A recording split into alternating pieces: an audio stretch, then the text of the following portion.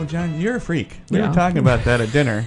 You're the age you are, and you're at a fit level that people aspire to. Well, yeah, be better. You're at a Hollywood fit level, honestly. Well, yeah, I mean, if you look at Josh Brolin, and all the people that are retraining themselves for all these movies, you're there. You would have to, very little work. If you were going to be a Hollywood star. Yeah. You already are a star. Thank you. But Hollywood star. Yeah. As I've aged, I've noticed that you can't tell when you're looking at me, but my ass, it's the ass. Yeah. It just pancakes. It's from sitting at the desk all day. Yeah. It's flat. It's not bubble anymore. So I have to really work at that. That's and things like hip thrusts and what have you will help keep it. Because look, we're all losing the war against gravity. Yeah. It's just that we're all going to lose it. It's just a matter of, well, am I just going to passively sit here and let it kick my ass, or am I going to fight it and just say, okay, you're going to win, but I'm gonna stretch out the battle as long as I can. Yeah, right. Yeah. So that's what it comes down to. It is a battle. Well, Julie and John are back with me. Yes. In the studio. John's back from vacation. Yes. Welcome back. Thank you. And if you want to get a hold of us here at the Pod Bay Door, our email is thepodbaydoorlv@gmail.com. Any questions that you have some good ones today. One funny one for John. We'll get to that later. It has to do with death. Oh, okay. Yeah, or incorrect death, but it's not. Again, it's the podbaydoorlv@gmail.com. Send all of your questions there, or any one of the formats that you use that you can send those. And if you get a chance, hit those iTunes reviews. We do appreciate that. It helps us keep the show going for you guys. Thanks to our sponsor this month, actually, CWOdesigns.com. They are not only doing wood decor, custom wood-built decor, but they're doing custom photography, custom framing as well. Check those guys out at CWOdesigns.com. Also, as always, because Julie is here, she has a wonderful book, Carved in Stone, a Vanessa Stone thriller. Check that out on Kindle, Amazon Kindle. And she also appreciates those good reviews. So check that out on Kindle. Also, her other book, Barren Waters. That is a fantastic book as well. But as many reviews as you can send over there, help out Julia. In our dogged pursuit of describing what it's like to live in Las Vegas, I had a gentleman contact me through Facebook. Andy S. and his wife are planning to move here within the next year. Oh, cool. I was going to joke and say, stay where you are. We have too many people here already. But they are moving here, and he has some great questions. He wants to be... Did he say where they're moving from? He did not. Okay. He did not. Connecticut? Connecticut. This ain't Connecticut, kids. See, Julia knows me real well. He had a couple of questions.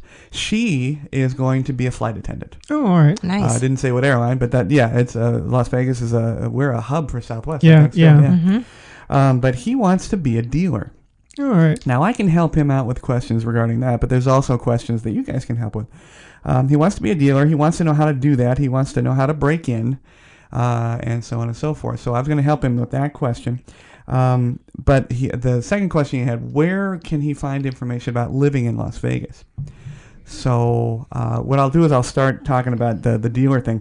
The dealers, I went to dealer school. I think everybody knows that by now, for craps. And it was very quick career for me. And I broke in at the Golden Gate. I dealt quarter craps to, I think a minimum age was 80. Yeah. Yes, those guys were a grind joint. So fun. Oh yeah. Oh yeah. You think John's cranky? Oh my God. Give an 80-year-old 75 cents to play craps. You'll see. But how to be a dealer? I don't know that there's an industry where it's almost like being a hairdresser. A stylist. You go to school. Actually, it's really not. Even a stylist is a little bit more lofty than a dealer. Yeah. And I'm not trying to chase you away, Andy, but it's a strange system. Hairstylist, for example, goes to school, pays whatever, Paul Mitchell, and goes through a 4 to 6 month training, has an audition to get their license, and then they get their license, and then they renew that license every year. I only know this because my girl tells me at Supercuts. I don't know. But dealer, you go to school for 4 to 8 weeks. You do not need a license. And then the school then, if they're a good school, they provide job placement. And it's not like it's not the half-assed job placement that you see in most places. They actually do. They have ins and people that they deal with within the break-in joints that will give you a job. You still have to go and audition, but they'll give you a job. But it's kind of the only thing. I've never heard of anything like that. Have you guys heard anything? Yeah. No. Dealing is very strange. So you go to school. The school that I went to is now gone. It used to be next down on Sahara, next to the Eureka Casino.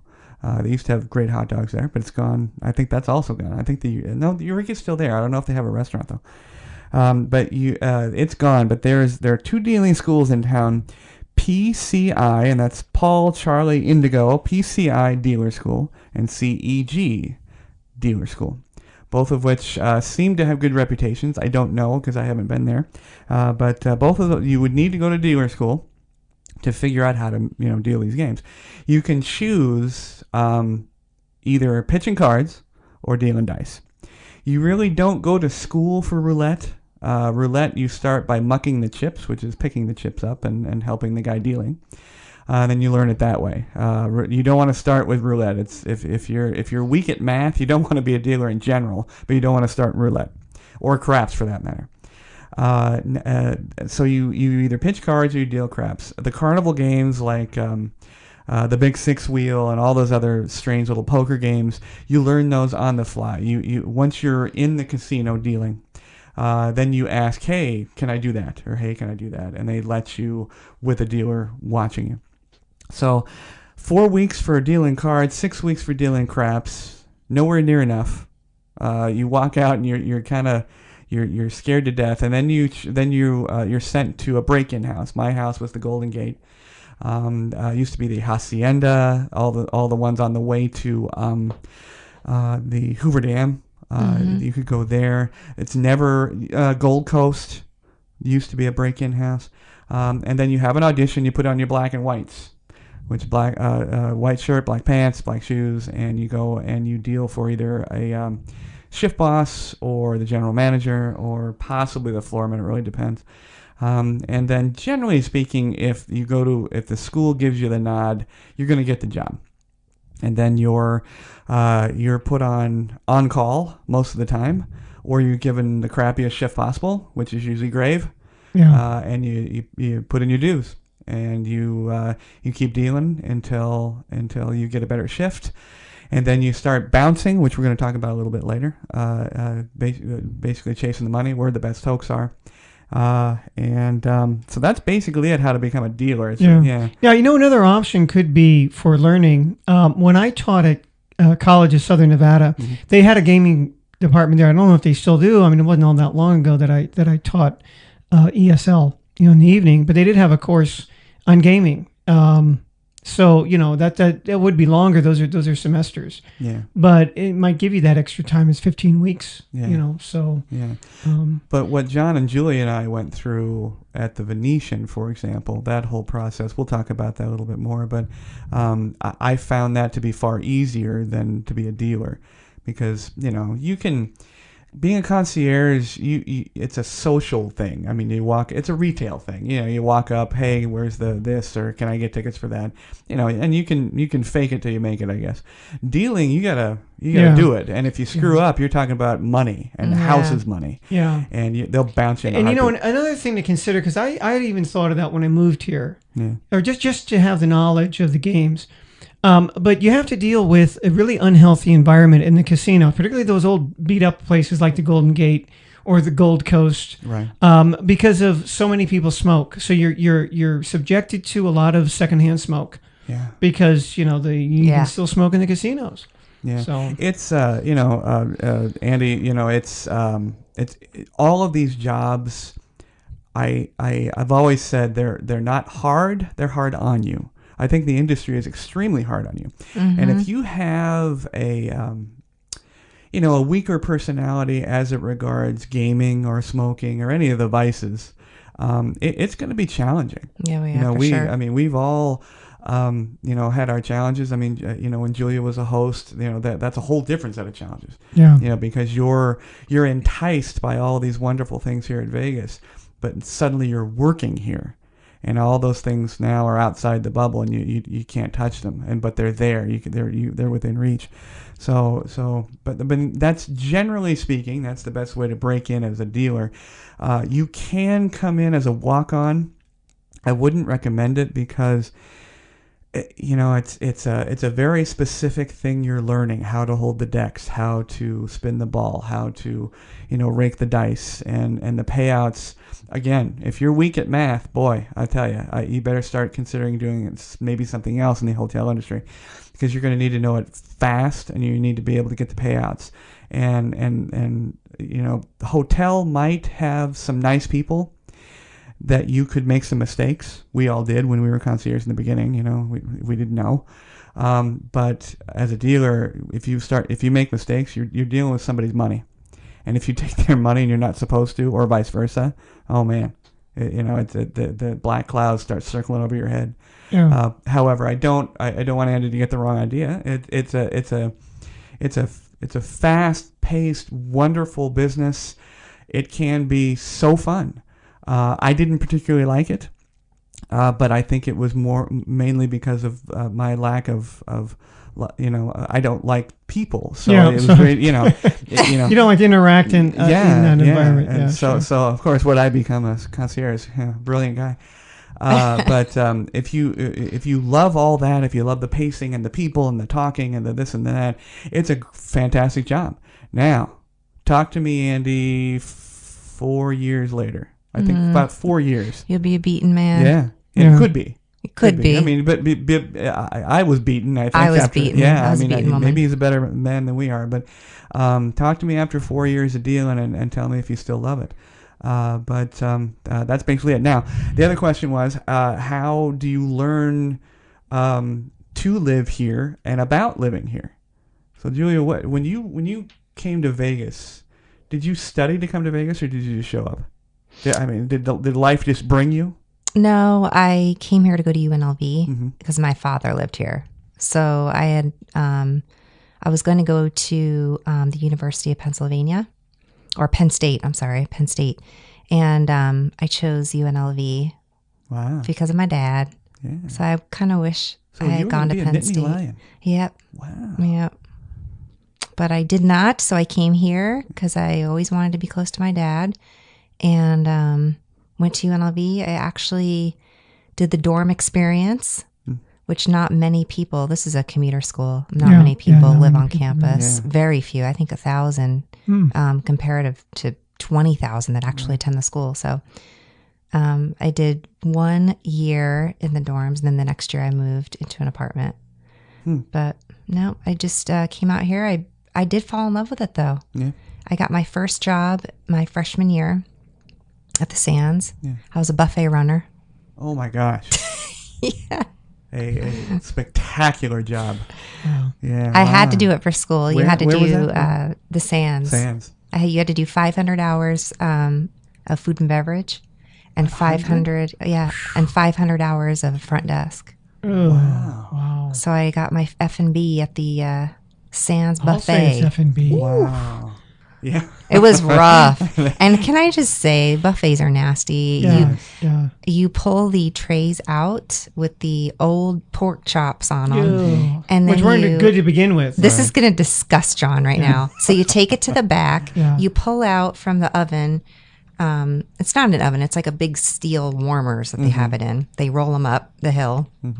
You pull out the new pork chops, put the 1 or 2 or 3 from the old tray into the new, and then pour the oil and juice all over it. Oh.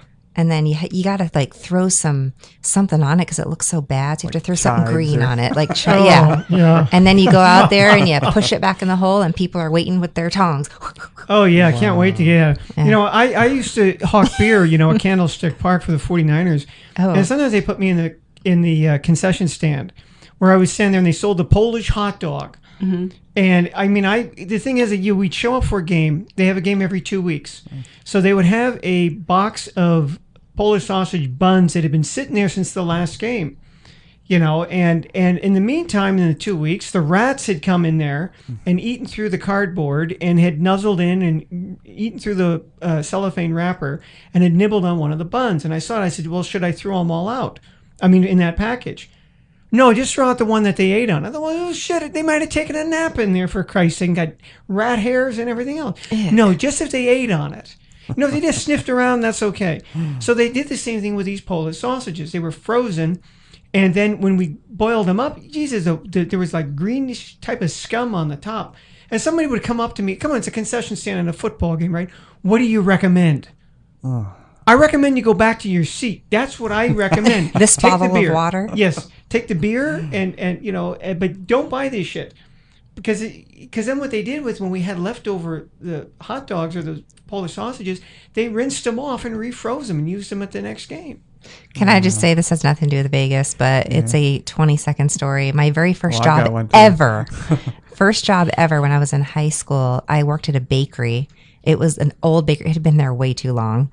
And the rule was, if a customer came in and you were behind the glass cases and a roach came across, you had to you had to cup your hand over the top of it and hide it from the customer. And damned if it didn't happen to me. And I had I had my cupped hand over this thing, and it was fighting to get.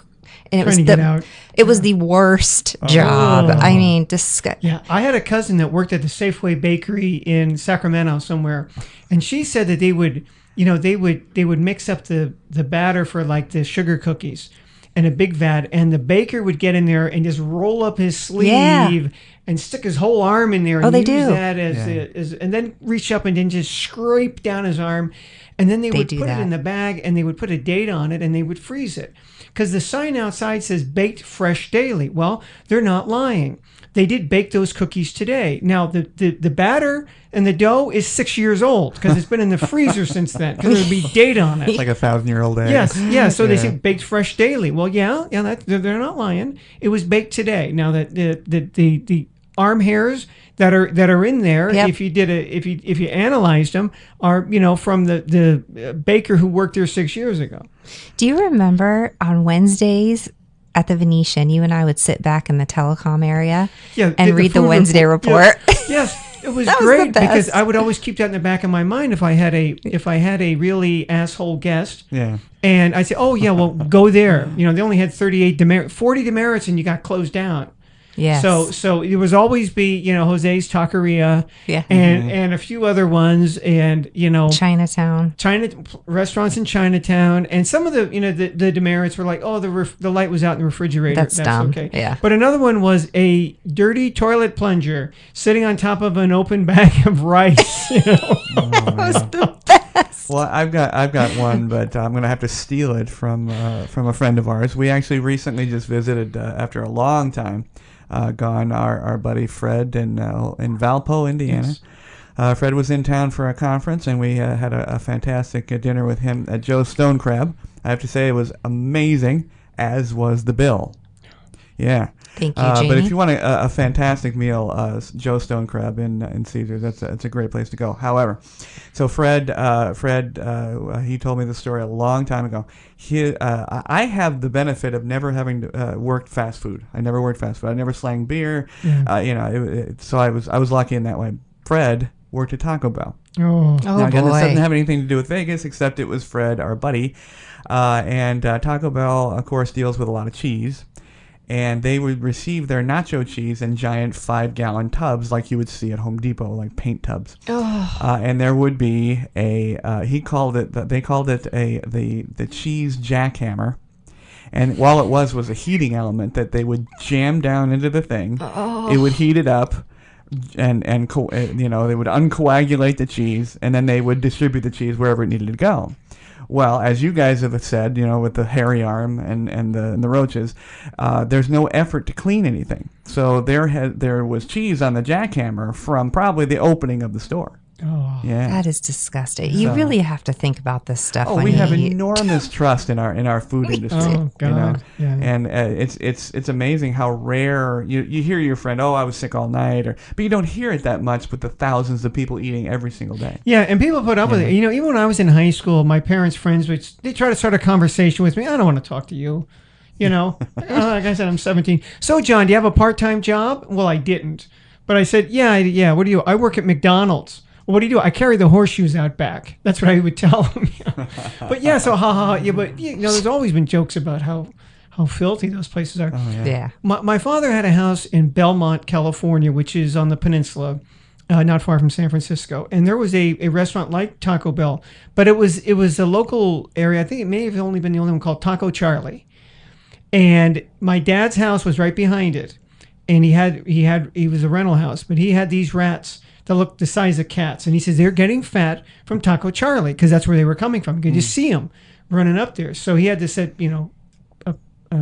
poison baits for them. Mm-hmm. But these rats were huge, and they were getting fat because of Taco Charlie. Yeah. So, it's kind of reciprocal. I mean, we don't know what the rats are leaving behind for the customers of Taco Charlie. Ugh. Well, yeah, but but Las Vegas is no different. I mean, we just happen to have, I think, per capita more restaurants than. Yeah, I saw something I couldn't believe the other day. Golden Corral. I mean, these are like low level. I mean, never been there. Oh, they're awful. But terrible. They're terrible. But the thing is, you go into a city like when I lived in Vancouver, Washington, we don't really have buffets, so that's what they had. They're opening one in Henderson. Why? Why would you open up a shitty buffet in Las Vegas, of all places, or this area? If I want to go to a nasty buffet, I'll go to the Gold Coast for $5.95, or even Sunset Station, which isn't great. Yeah. So why? And they're opening up in the one of the old Toys R Us stores. Yeah. Yeah. So, but we'll see how they do. So they asked about finding out information before committing to Vegas. And, that was an interesting question. I don't know that there isn't a single website, that you can go to learn the most about Vegas. You definitely have to learn when you're here to live here. Yeah. But I mean, you can go to, if you want to know the social activity, 7 Magazine, What's On Where magazines, but those are pretty common to any city. But as far as learning about Las Vegas, honestly, when I moved to Vegas, it was after vacationing here.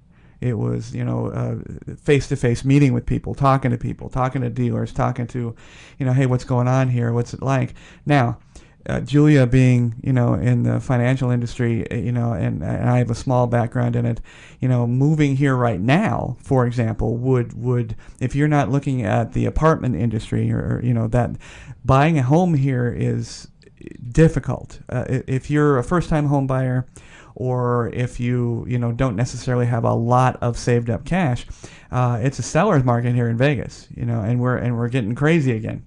It's a very difficult market to transact in. So maybe a year. I don't know if a year's enough. I think a year it may be worse.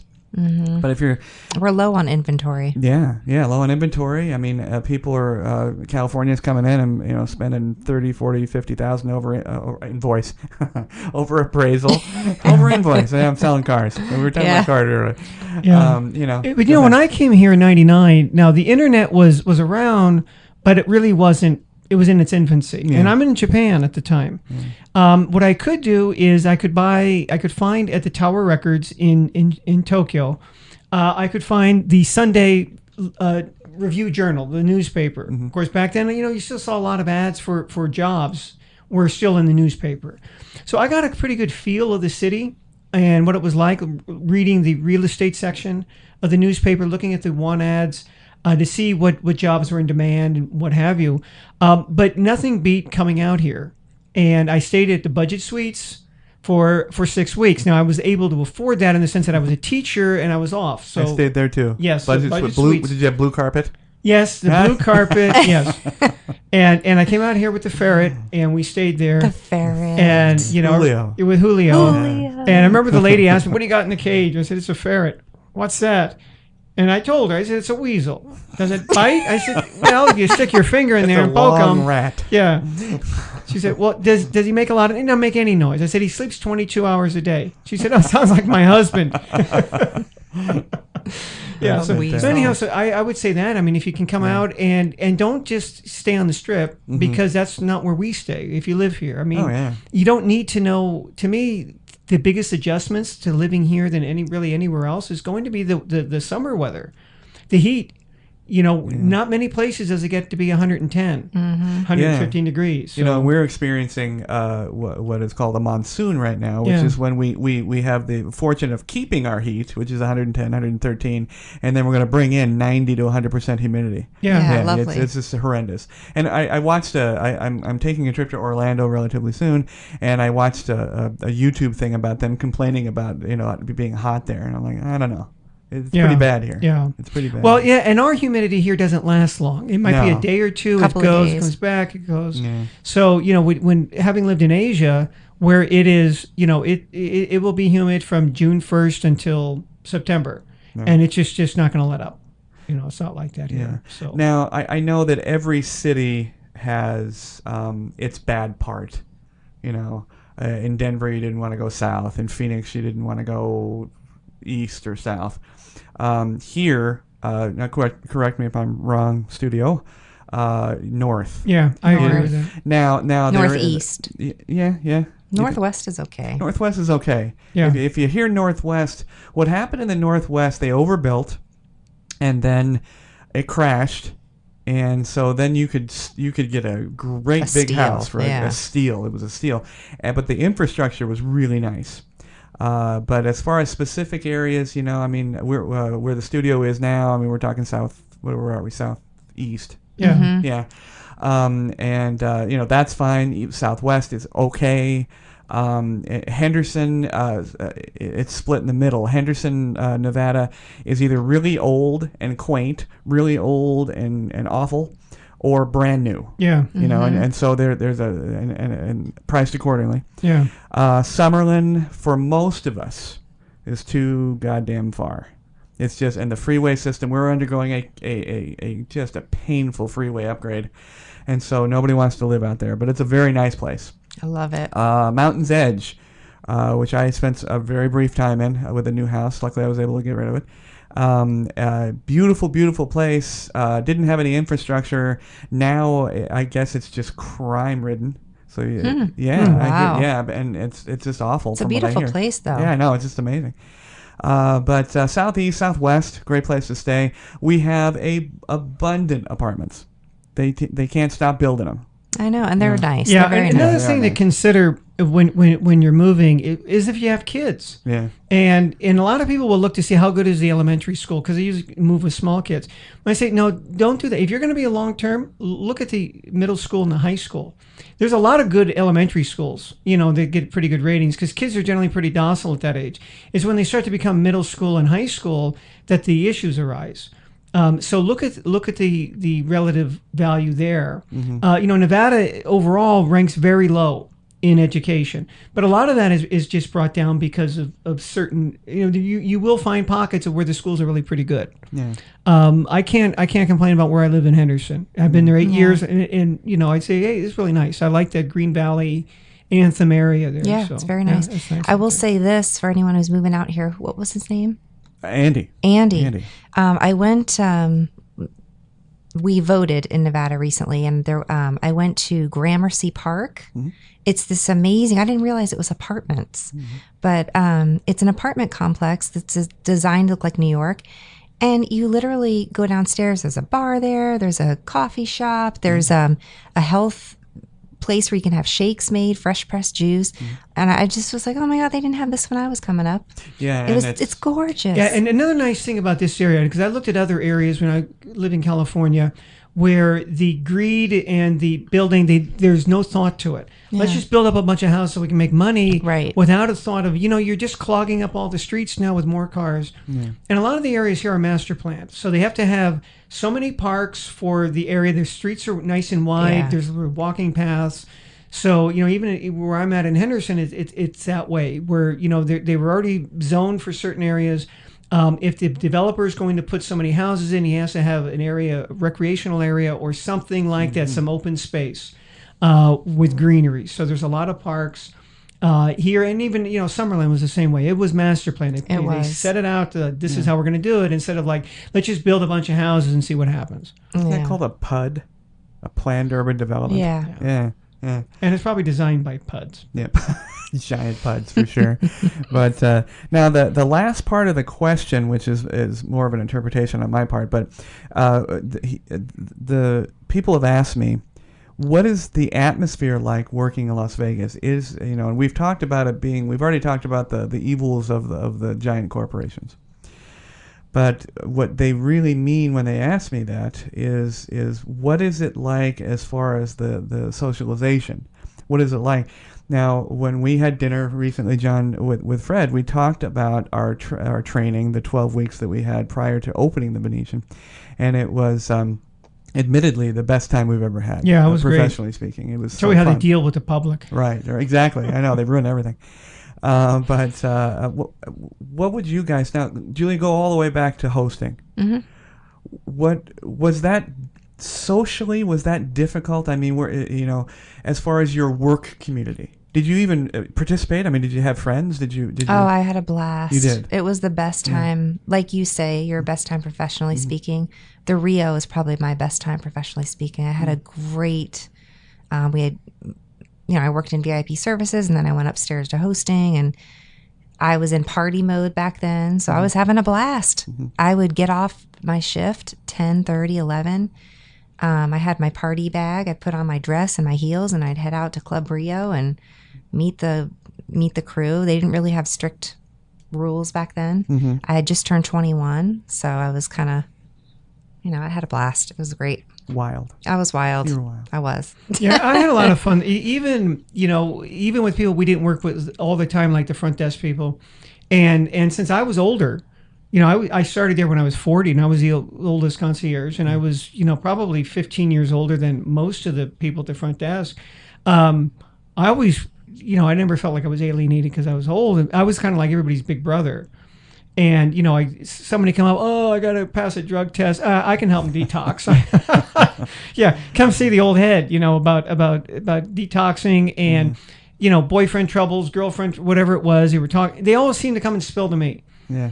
And then if a lot of the hotels, they have you put on your name tag where you're from, because like nobody was born here really who works in, not very many, it's hard. Most people come from somewhere else. So it's not cliquish like that. Yeah, that was actually one of the words they use. Is it cliquey? And I don't think so. I mean, we're certainly not a steel town. We're not a blue collar, everybody very tight knit. I think because of the transient nature of what Las Vegas is. But no, I don't think it's cliquey. No. Now, no more so than it is being cliquey in a club. I mean, we all have our people we go out with. Like Julia, when you were hosting, I'm sure you hung out with the beautiful people. I mean, it was fun. Oh, yeah, it was fun. Oh, well, we did the same thing. We're talking about the employee dining room at the Venetian. We'd come in, you got your tray, where am I going to sit? You look around, and you look for a similar uniform. Because you could sit down. I mean, once in a while I sat with the dealers and talk, but we didn't handle the same. Our jobs weren't the same. Right. We really didn't have much to talk about. Well, dealers were 20s. They were throwing the food down their faces to get back in the pits. Yeah. We had full hours, didn't we? Or yeah, 30s. Did we have 30s? I think. Yeah. We had an hour. Yeah. And we had an hour. Was that what? I think we had an hour. Now you mentioned drug testing. I guess that's one thing we could tell Andy about. The Venetian, if I remember right, or at least I did it. It was hair. Yes, it was hair. You guys did hair? Okay. Yeah. Well, in town, there's basically two different drug tests. You can do blood or hair. I never heard anybody do urine. It was always either blood or hair. But hair is supposed to be the most comprehensive and carries the most information the longest. So definitely watch out for that. Now, I've also been asked many times about the marijuana issue as it regards employment. No, they're not. They're not really becoming more tolerant. I mean, they may give a couple of extra hundredths of a point in the hair test or blood test as it regards marijuana usage. They might let a little slide, but I don't think they're changing much. I don't think so. No, you got to be clean when you go in there. And they don't have a sense of humor, because when I went in there and said drug testing, I said, okay, I'm here for the drug testing. What drugs do you want me to test? And of course you did. Yeah. Very nice. Yeah. Well, you've had most of them. Yes. Yeah, You've had the ones that nobody knows about. Yeah, well, anymore. they had at the head shops they used to have the detox, and you drink a lot of water, and it takes and there's other things you can do to try to flush out your system. Or the hair strippers. Yeah, and we had, remember diversity. Jay, our colleague Jay, the Cuban guy, and he had applied at a bank, and he was full of drugs, and he was saying, I got to take this drug test in 2 days, and okay, here's what you got to do, Jay, and anyhow he took it, and it came back inconclusive.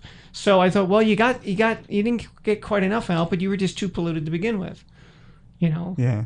So it just came back inconclusive. So they got to do it again, and I just stayed clean for a few days. Yeah. So don't think the recent congressional and state approval of marijuana is making any difference.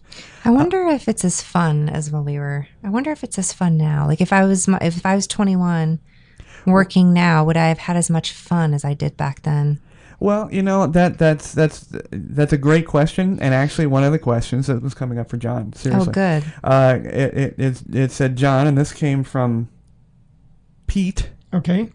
I didn't write down. Oh no, Pete from Podbean. Podbean Pete. All right. Could you jump back into being a concierge now? Absolutely not. I couldn't do it. Hell no. I'd be fired by the end of the day. Don't Probably. sugarcoat it, John. Say it like it is.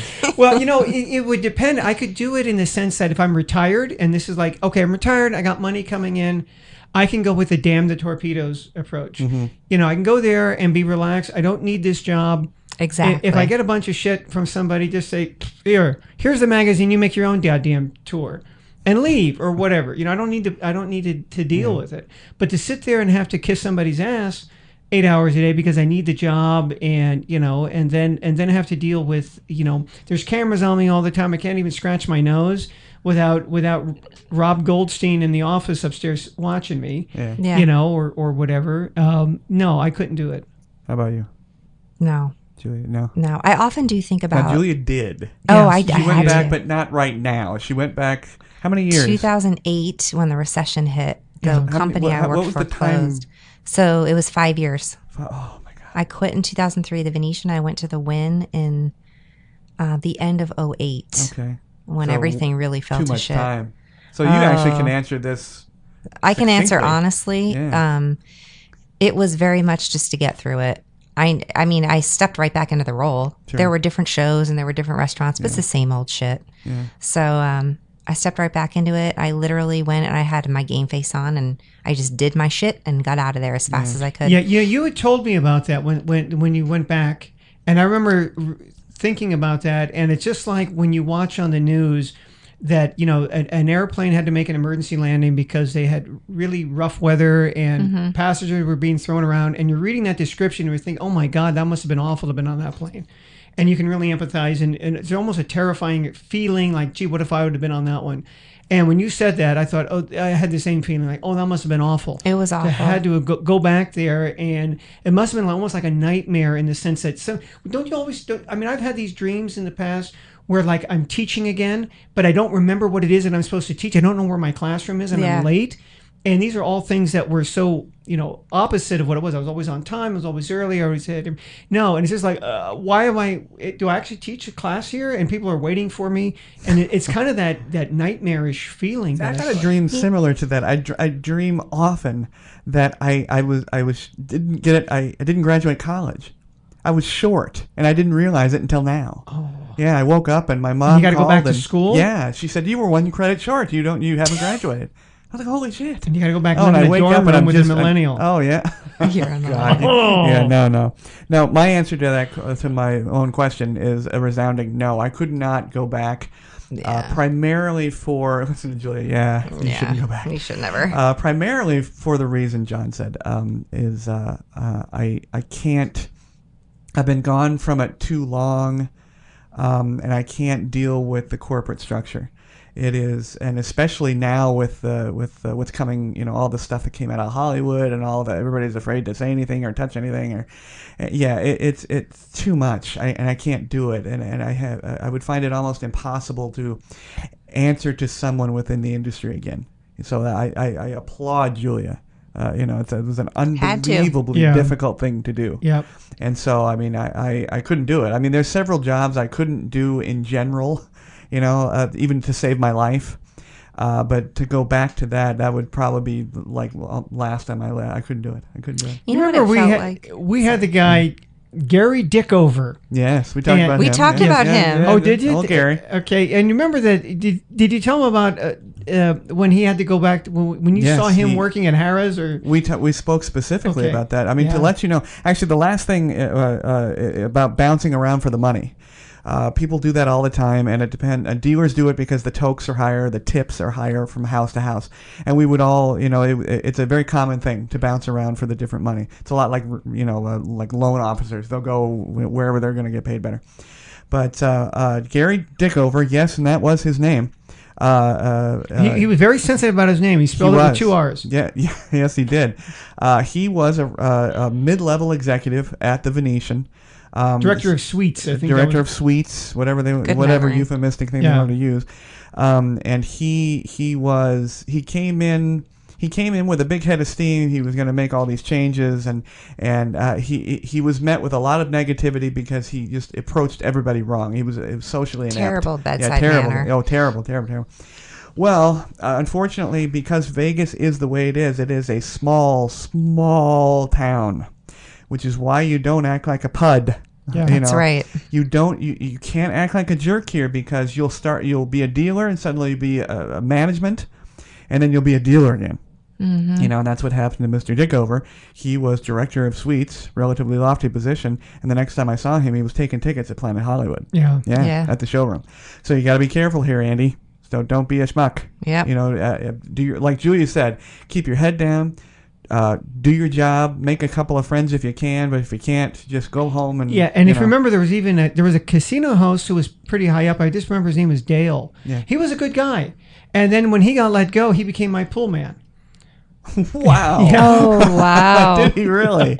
That's amazing. Yeah. Because I had that house that I was renting in Piccoli Ranch. Yeah, and I had a swimming pool, and turns out he's a pool guy. So I said, okay, well, he was a good dude. So That's funny. any you know what? Especially now, any man who's got a job, hey, good on him. Yeah, it for real. doesn't matter what. Well, I remember doing. you told me about that story about Gary, and it was like we softened towards him. Then we both felt some empathy. Yeah, because he came in and it was a bad situation. There was another guy there, Daryl and Morris, I think his name was, and Daryl Morris. He showed up and he had a pretty high end position with the Venetian. He got fired. He went to New York.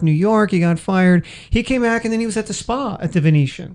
So it's like you have all this baggage, but the strip isn't that big. And even though there's a lot of people working it, it's like a lot of industries. It's incestuous in that regard. Oh yeah, everybody. And you gotta, I hate to use this term, but you got to cowboy up, because every once in a while, or cowgirl up, and Julius, you gotta just gotta suck it up, and you're gonna see people that you don't want to see, because they're all in this weird sort of toilet bowl, just going around job to job, and sometimes you're up, sometimes you're down. So yeah. But all right, guys, we got some questions. We already covered one for John. Jonathan from Twitter made mention. He thought he was fact checking you. Okay. And I think Jonathan's wrong, but I want to make sure. All right. He said the author Thomas Wolfe, right? No, not Tom Wolfe. Tom Wolfe. Yeah. John referred to Mr. Wolfe as being dead. Yeah. Jonathan thinks he's not. He is dead. He's very dead. Yeah. Yeah. I mean, there's all indications. Wikipedia's got him as dead, and everything else. So, but I thought that was a strange one. So, but they're listening. The reason I put the question in there, people are listening. Yeah, and he's only died recently. So, in fact, I saw a magazine. Because you mentioned him at the airport. Yes, because I mentioned when he died. Now, Harlan Ellison also died recently. Now, wasn't a big fanfare about that, but he's a prominent science fiction writer. Yes. And others. He was mainly known for that. And if you're a fan of the Terminator films, look at the very end, and there's a tribute to Ellison because he was going to sue James Cameron for basically stealing his ideas. Oh wow. But so anyhow, he got that accolade at the end. To tribute to Harlan Ellison. He passed away, I think, 2 weeks ago. But anyhow, Tom Wolfe did die. So. Yeah. So the author, the famed author Tom Wolfe is he's gone on. And he was old. He's in his late 80s, I think. I don't know why, but I appreciate the question. Yes. For because sure. it shows a real detail to the listening. All right, Julia, here we go. Where's the young lady? I don't know why my writing is so poor. Well, it says, Savannah. Yeah, I'm sorry. You're right. So, oh, am I right? It's horrendous. All the years of college, no penmanship. Julia, this is from Savannah, and this came from Facebook. Are you back to Julia's knowledge, encyclopedic knowledge of strip clubs? Yes. Yeah. Sure. And the male ones. Yeah. Yes. Are you allowed to male touch the male strippers? And I honestly, I had a friend that was part of one of the strip clubs, and used to be no, you couldn't touch him. What's the deal, Julia, for all those girls out there? I remember, I went upstairs. Olympic Garden used to have an upstairs that was men, and I did go to a bachelorette party once, and we went up there. There was plenty of touching, and the men were not upset by it. No. And if guys are, they need to lose their man card. Well, that's the other thing. You know, we've been in strip clubs with one of the girls comes sits on your lap. I mean, there's obviously physical contact there. Sure. Yeah. So they're bold, but I don't know. I can't say now. Well, how about the Thunder from Down Under? The shows, the magic mics, and the Thunders. You're not really allowed to touch them. No, you don't touch them. Okay. No. Do they get close enough though? I mean, I haven't. Oh yeah. No. Oh yeah. I guess it's been a long time. Yeah. I know. They'll do handstands on the girls and. Oh, okay. Oh yeah, they're rubbing on their heads. Oh yeah, they're way. They can touch them. Because we've seen shows. Remember, there was one called, I think it was called Hot Chicks, or at the Golden Nugget. It was a midnight show. We went there. You know, you watch it. It was Hot Chicks. Yeah, they were hot chicks. But yeah, they didn't come out in the crowd or anything. Of course, they weren't on poles either. So that's true. Yeah. Okay, Julia. Second one is from Stana, and it's also, again, mentioning the strip clubs. Do you think it hurts women? Do you think it hurt? And I think she means socially. Do you think it denigrates them? Not if they choose to be there. Yeah, I agree. And of course, John and I he used the term marginalized, which I think is overused and a misnomer for what people are wanting to use it for today.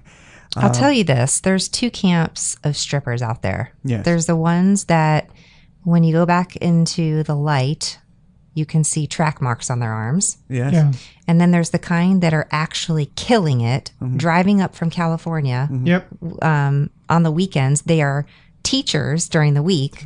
They come out here and they make a couple $1,000s on the weekends and go home. Yeah. I remember we were at a place and I was talking to the woman there who was older than most. She was probably in her late 30s, and she had a son in high school. She told me, and same thing, came in from California. She had a great figure, and kept in shape.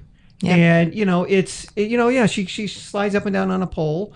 And she talks to guys, and she makes her money, and she goes. So nobody's getting hurt. Nobody's forcing her to be there. And nobody's forcing her. There's not this the blacked out windowed van rolling around grabbing girls and making them go to cheetahs. Yeah. But and there actually are. It's a big joke, but there actually are girls putting themselves through college. Yes, there are getting are money for whatever they need. They advertise it that way. I mean, usually right around May. I remember a couple of years ago there was a big stink about this on the news. Yeah. I forget what it was, Little Darlings or one of the clubs was advertising, hey, high school grads, now you're 18. You're out. You need to make money for college. Come see us. Yeah. And they're advertising to high school girls. Well, they're not high school girls anymore. They graduated. Yeah. And hey, you got to make, it's either making money doing that or Taco Bell, and you're going to make a hell of a lot more money on the pole. Yeah. That's right. So again, it's your decision to make. And if you want to say, I'm going to put up with this bullshit, you're going to have to put up with bullshit.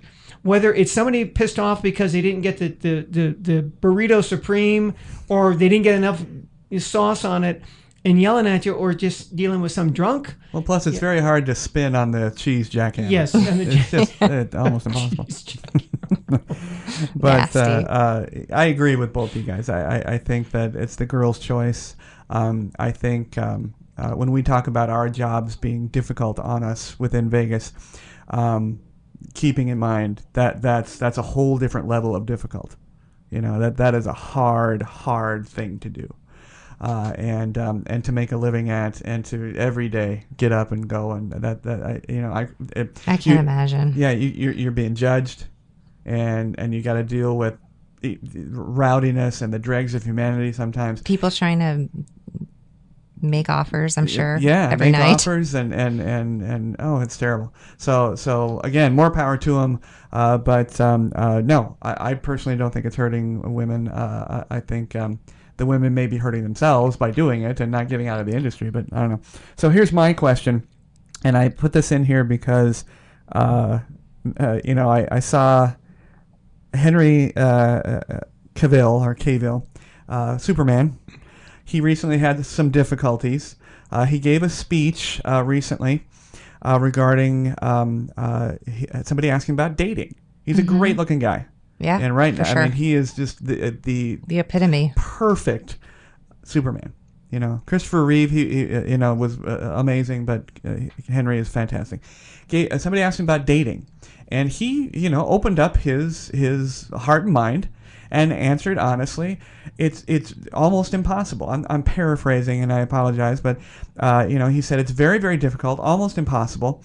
Nowadays I can't even go out, and people don't. And this is basically a quote where they think I'm going to rape them. Okay, well, that might have been an overstatement, and maybe, again, he's an actor, but he's also human. He might have been searching for a word and that came out, but at the same time, that word is relevant to the conversation, and now he's apologizing for his statements. He's apologizing for his apology, and all behind this damnable hashtag of Me Too. Mm-hmm. And that was my question. The person said, this is Georgina off of Twitter.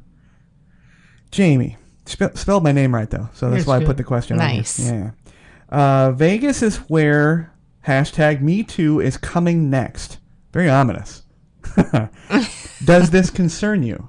Now, I don't know if she means does this concern me as a resident of Las Vegas, as a former employee of the hotels, or me personally because I'm a giant I'm a giant pig, apparently, for my statements about Gal Gadot. But either way, kind of ominous. It's coming. Me Too is coming. Me Too's here. Me Too's here. Ask Steve Wynn. Ask Steve Wynn. He got Me Too'd. Now I'm gonna turn this over to Julia because obviously it's safest to have the woman in the studio talk about this. Do you think it's coming? Do you think it's here? I think it's here. Do you think it's? See, my opinion, it's Hollywood's problem. It's celebrity problem. Vegas has always had this problem. Mm-hmm. And I think we've dealt with it. I mean, I don't know. I mean, or we haven't dealt with it. Maybe we turned a blind eye. I don't know. Or you did, as a host and as a concierge, you put in a total of how many years in the industry? I started at the Sands in '94. Okay. And I never stopped working. I went to the Hard Rock, went to Rio, went to Venetian. So well into a decade. So we're into, sure. Okay. So do you think, did you face it at any time? One time in all of my years did I have an issue. Yeah. I took it to my superior. Mm-hmm. It was at the Sands, and they dealt with it, and it stopped. It was one time. It was, I'm not a very sensitive woman, I guess you would say. So it has to be pretty intense for me to be bothered. And I mean, we're talking like coming up behind me and grinding on me. It was really bad. It wasn't me. And I was make note. I was, let's see, how old was I? Probably 18 there. And the guy was in his 40s. It was pretty bad. Now, see, I gotta say, a guy in his 40s. Yeah. As I'm looking, as you're looking in the rearview mirror, the view. That's right. 40s in the rear view, John. I can't even imagine doing that. I can't imagine doing that now. I couldn't imagine doing it when I was 25. You would have never done this. No. This is overt. Yeah, I mean, who gets behind a person while at their job and grinds on them? And just talking about, can we meet at a hotel? I mean, literally things like that. And at first, I always try to laugh things off. I don't like confrontation. Call it a personal, weakness. But I'm not a great confronter of problems, so I just try to push it out. And the guy was just relentless. And my father was the vice president there. Oh, boy. So he was a brave guy. He was a cook. Brave guy to come up to me and do this. Now, did he know your father was an exec? He did. He did know that? Yeah. Oh, and he still did it. And he was still twerking on me. So I went to the executive chef, and he flipped out because of my father, and that stopped immediately. See, that's my question about this whole movement. My first question, and is still my only question. Who in the hell is this? Who is this group that is pushing forward? You know, is it the gender neutral folks? Is it the SJWs? Is it the new college people that have read one paragraph of Nietzsche and think they're worldly? Who are these people? But the biggest question is, why isn't it being dealt with? In Vegas, it seems like we did exactly what Julia did. It's done. And there's a male problem too. I have to say that the end of my tenure at the Venetian, the concierge desk became a girls' club, and it was made pretty clear that they were not pleased I was there. And as I left, I made mention of that. But I guess, why aren't people dealing with it? What do you think? Have you ever had a problem? Have you ever had a gender or a sexual problem at a workplace that you had to deal with? Well, in high school I did. I mean, I was 18 or just about. I was a senior, so I had one of those bullshit jobs where you had a free hour. So I was like a teacher's aide, so I could help one of the teachers. And there was a female teacher, Miss Farmer, who I guess at that time I looked at her being pretty old. She was probably mid-40s. And I'm 18, and she would say, "Oh, I'd help her." She was the business teacher, and she would say, "Oh, John, I need you to go into the supply room, and get some paper." Okay, now I got to tell you where the paper's at. It's way in the back. It's on the right side. Here are the keys. Now make sure you put the keys in your pocket. Okay, don't worry. I'm not going to leave them in the lock. I'm not going to set them down. So I open the door. I go in the back, put the keys in my pocket. A minute later, she follows me in. Goes, "Oh, I need to get my keys." Goes, "Oh, that's okay. I'll get them from you." And she puts her hand in my pocket, feels around, gets the keys, right? And I think that, fuck me, man. This old lady, And then I mentioned it to a friend. It's just like, whatever. And I hadn't given, and she did that 2 or 3 times. So finally, I just said, what I didn't really like about her was the fact that she actually made me stay the full hour. And I knew somebody else was teaching. "Oh, that guy's great, man. He just doesn't have anything for me most of the time." I said, "Well, that's who I want." She goes, "Well, why don't you try to get out of, get reassigned?" I says, "Yeah, but what am I going to do?" She said, "Yeah, tell him about her putting your hand in her pocket." So I did. I went to the guy who was in charge, and I said, "Yeah, I feel a little uncomfortable. She puts her hand in my pocket to get her keys." Well, he reassigned me.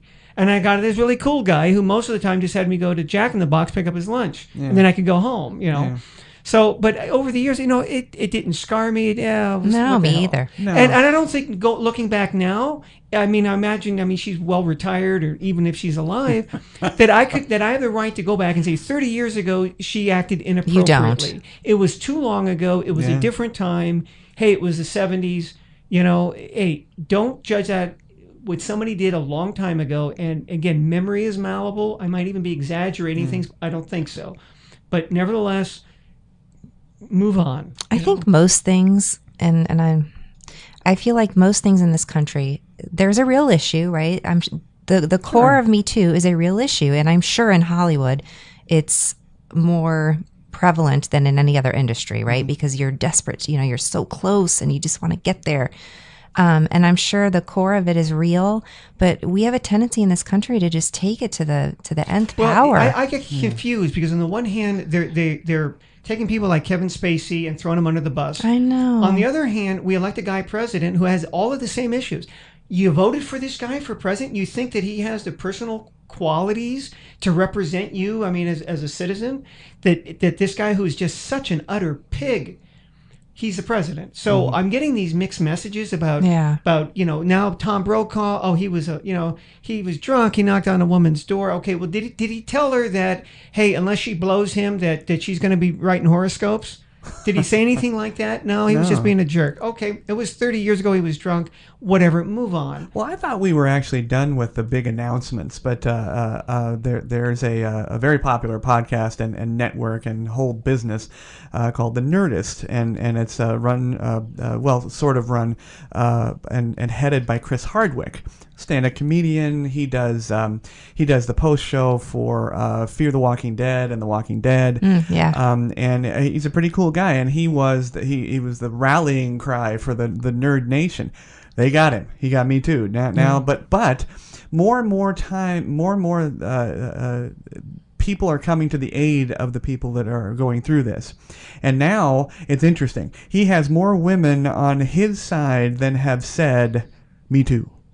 So it's a very interesting balancing act. Yeah. But I agree with Julia. I don't understand why this revelatory thing that people are saying, "Me too." The hashtag, it's brand new. It's not brand new. We've had it here for a long time. Yeah, we just didn't name it because we dealt with it. And the other thing is there are people who want to be join the club and they want to be with the celebrity. I want to be with Gwyneth Paltrow. Right. Me too. I've been abused. Yeah. And when I think that there is a larger issue, and it gets so focused on this, but basically a gender issue when it's not. We have created a society that rewards people for really shitty behavior. Whether you're Donald Trump, whether you're Harvey Weinstein, Steve Wynn, your politics may be different. You're all assholes. And what it comes down to abuse of power. That's what they liked about it. For Harvey Weinstein, I'm sure it wasn't the fact that, hey, I get to have sex with great-looking women. It's that I have power over them. I've now got a notch in my belt with them on it. I've always got this upper hand, because that's what they got off on, was the power. We saw that even with Adelson at the hotel. He was probably the most abusive son of a bitch I ever had to work with. Yeah. The way he treated the people there, he screamed and he yelled. Rough. And it wasn't sexual, but he was very, very gruff and abusive to people. Comes down to power. We have it where we reward people for that sort of behavior, for having power. Well, go ahead. My fear about Me Too, and for all the women listening out there, I do believe it's horrible. If you are made to feel that way in a workplace, it's horrible and it should stop. And but what I worry about is we always stand at this knife's edge where we begin to wield it as a weapon, and we could destroy a man's life if I don't know. We believe every case before it's been actually proven, and we ruin people's lives. And I think there's a really tough line to walk with this. Well, yeah, and I mean, I worry that women of newer generations are doing exactly that. They'll go into a job, and they may be ill-fitted for the job. They may not like the job, and that back in their minds, that, I've always got Me Too. I've always got that, that card to play. It's not a card to play, because not only are you hurting the male, but you're hurting all the rest of your females, all the rest of your gender that may have a serious problem, with the power, structure. So yeah, I agree with you. Yeah. I think it's scary, and I'm glad certain individuals are fighting back, and women are coming to the aid of men and saying, hey, no, that's not true, that's not right. Yeah. But to answer Georgina, no, I don't think Me Too is coming here like a plague of biblical locusts. It's here. It's just there wasn't a name for it, and we deal with it. We're a little bit harder here in Vegas than we are in where, Julia? Connecticut, yes. But no, it's here, and we deal with it, and hopefully, we can come together as a Las Vegas community and deal with it even further. Steve Wynn aside, I don't know. The man had a lot of power, and I know that, like John said about Sheldon Adelson, he was a rough dude. Boy, if you walked through one of his casinos and you were whoever not doing the right thing, you were gone. This being an at-will state. He ran my father. Yeah. To the ground. Oh yeah. Yep. So like John said, they start with being an asshole, and then their social interactivity then stems from that. So it's very our hard. Society rewards that behavior. Yeah. Now I look at remember when I taught in Japan, and I'm teaching at a girls' college. All women, they're 18 to 20 years old. We're okay. We're gonna do the Simon Says, stand up. Simon Says, stand up, and all the girls stand up. Simon Says, raise your right hand. You all raise the right hand. Lift your skirt. Didn't say Simon Says. But it was the idea that I felt like, wow. But do it anyway. Yeah, right. But no, it's just like, this is kind of creepy feeling for me that whatever I say, I got this power over this whole group of young, really cute, women. And I don't like it. Yeah. I mean, it just, so I said, we're not going to do that. And I never did it again. I never did any of those Simon, Yeah. Because, it just felt to me, it was, I'm sure other guys like the Harvey Weinsteins probably got a boner over doing that. Yeah. Hey, they do whatever I ask them to do because I got this power. Well, no, thank you. I don't need that kind of power over somebody else. Well, I think this town is, it learns from its mistakes. I think they do a great job. I think we all have learned the hard way how to live here. So I guess my ultimate answer to Andy is make sure you know what you're doing when you come in here. Make sure that you have all your ducks in a row. Make sure you're good at math. And make sure that you understand what Vegas is. All joking aside, it's not a sleepy little town in Connecticut. It's fast. It may not be New York, it may not be L.A., but it's hardcore. It's fast, and it'll eat you up, as much as look at you. So I think, but I'm thrilled to have gone through it with my two colleagues here in the studio. All you guys helped me get through it. I was a little alone at the end there, but I got out because I knew you guys did. But we did have a great time, I think. I learned that at the dinner with our friends. Time. We had some fantastic times, and like Julia said, when she was a host and in her wild 21s, she had a great time. So Andy, I hope you come here and have a wonderful time. But thanks to our sponsor this month, CWOdesigns.com, home decor, custom photography and framing. Check those guys out. They're fantastic. It's CWOdesigns.com. For Julia and John, this is Jamey, and we will see you next week. Thanks to everyone listening and watching. You can catch the Podbay Door on the Podbean app or any of your favorite podcast apps, including iTunes, Google Play, TuneIn, and Stitcher Radio. You can watch the show on our YouTube channel at the Podbay Door Podcast. Please download, like, and subscribe. Our social connectivity screen is coming up. Check in with us on Facebook, Twitter, and WordPress. The Podbay Door is closed and talent is out. Hey everybody, thank you very much for tuning into the show. We would love to hear your show suggestions and comments. If you're watching on our YouTube channel, please click to subscribe. You can also connect with us on Facebook using @PBD Podcast, on Twitter using @TPBD Podcast, and on WordPress at thepodbaydoor.wordpress.com.